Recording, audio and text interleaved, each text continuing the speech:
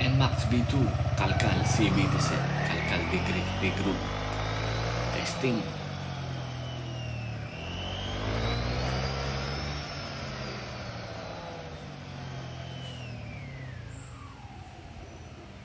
Hanggang pagbalik ng belt, solid na solid, stable na stable mga bossing. So may unit tayo na yan dito mga boss. Honda Click 125. Niremap na ito ng iba. Minonitor ko na kanina at medyo hindi ko nagustuhan yung mga parameters. No? Medyo lean talaga yung kanyang AFR. Kaya pinaremap ulit natin sir. At katatapos ko lang. Pinakita ko naman kay sir kanina yung sunog ng spark plug. Talagang puting-puti. At hindi daw gusto ni bossing yung performance ng kanyang motor at namamatayan din daw siya sa takbo. Kaya ikinorek na lang natin no, yung maling nagawa ng ibang nagre-remap. Hindi ko alam kung kanino nagpagawa pero ikinorek na lang natin. Papakita ko sa inyo. Iko-connect ko ulit. Ayan, total flash 2. Meron ng ibang nag-remap so ako yung pangalawa na nag-remap. So mamaya i-monitor ko yung mga parameters. Ipapakita ko sa inyo mga boss. At eto, yung iba nating mga ginawa kanina. May niremap pa akong Honda Click na kulay itim, 125 din.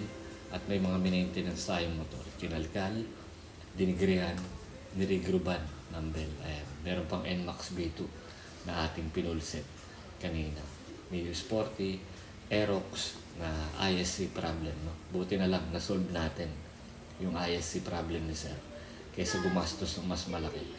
At Honda Click na pinalitan natin ng gearing. So, medyo nagkasunod-sunod. Hindi man tayo natambakan, pero nagkasunod-sunod yung ating gawa. So, ito mga boss. Usually, after kong mag-remap, pinag-idle ko muna yung motor. 5 minutes to 7 minutes nang hindi ginagalaw yung silingador. Kinu-cool down po muna natin yung ECU. Kasi habang nagre-remap po tayo, umiinit po yan yung ECU pag nagpa-flashing tayo. Kaya kinu-cool down po muna yan para mas maganda ang ating pag-monitor. May unit pa tayo dito, PCX 160 at PCX 150 na nasa labas. Tropa naman natin yung PCX 150 na yan, si Allen.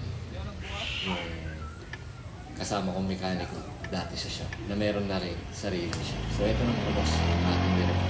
Testingin na natin. 10.35 Mbps pero tingnan nyo yung speed. Kung gaano kataas. Yung TPS po na yan, hanggang 80 yan.